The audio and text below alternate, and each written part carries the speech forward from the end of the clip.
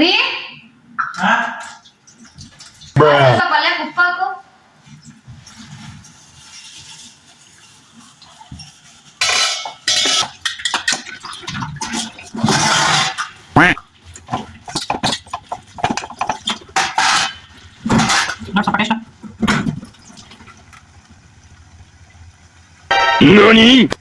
ಯಪ್ಪ ಎಷ್ಟು ಉಪ್ಪಾಗಿದೆ ನೋಡಿದ್ಯಾ?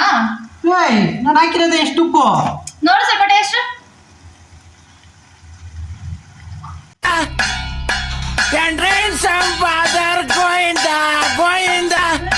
ಯಾಕೆ ಇಷ್ಟೇ ಉಪ್ಪು? ಮತ್ತೆ ಅಷ್ಟೊಂದು ಆಗ್ಬಿಡುತ್ತಾ?